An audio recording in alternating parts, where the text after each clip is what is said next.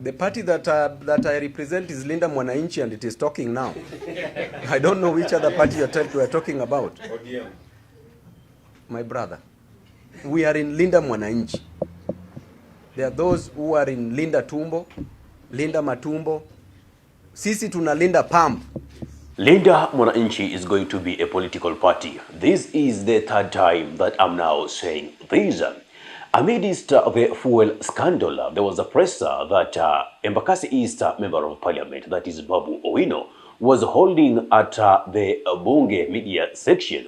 And he was asked about ODM. And he said, does ODM really exist? Meaning its values, its objectives, its mission and vision no longer uphold or coincide with what the Mwananchi is expecting of them. Listen to this before we continue. And you journalists, you agreed with me that maandamano is good. Yes. Why did you agree? Because we said kufukuza wakoloni ilikuwa nini? Journalist, ilikuwa nini? Maandamano. Ilikuwa nini? Maandamano. Kuleta multi-party system ilikuwa nini? Maandamano. Kuleta Gen Z kudeal na the draconian finance bill in 2025 ilikuwa nini? Mbadi kupata kazi ilikuwa nini?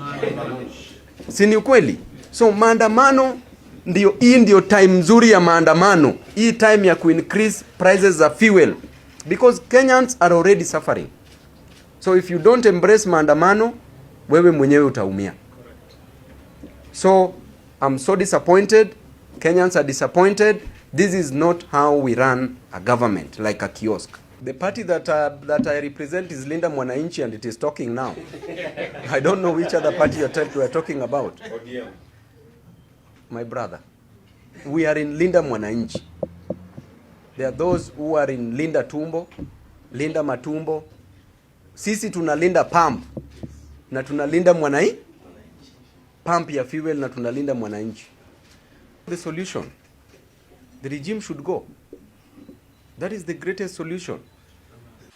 Well, if you remember, just the other day, before Senator Osotsi was attacked in Kisumu, he had talked about him not going to contest the decision that the SNDC ODM did hold in the Bomas of Kenya to oster him as the deputy party leader.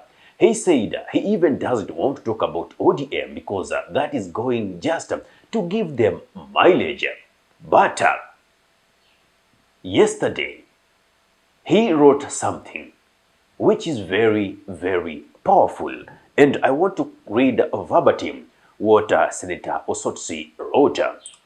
He says, I loved the ODM party, but ODM has now been invaded by self-seeking leaders.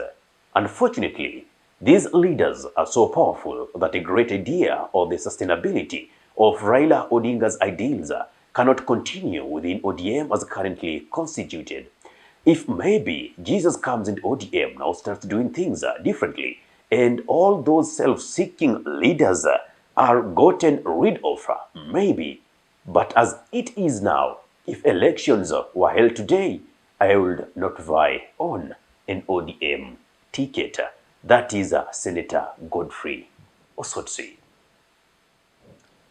If you analyze those statements, remember this started by the brokerage of ODM into two sections, whereby we had the Linda Ground Front and the Linda Mwananchi Front.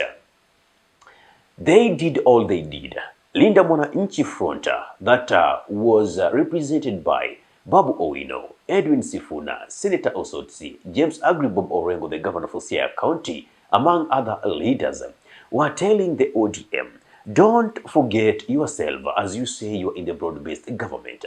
There are the 10-point agenda that were signed by President William Samoei Ruto and Raila Amolo Odinga the later in the KICC. None of these agenda has been honored up to date, even in the demise of Raila Amolo Odinga, months after he's been buried.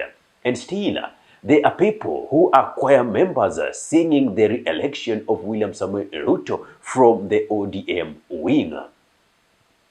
Therefore, even people who are not members of the ODM party gave unsolicited advice.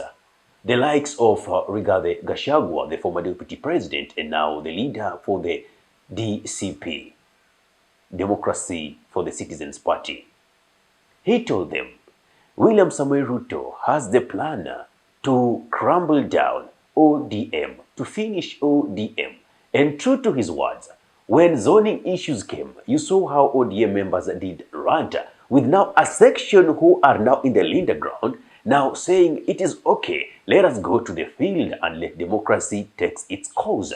While the other front was like, hey, no, we are not going for that. And yesterday they did hold a press to demand respect from some of the UDA members, you see.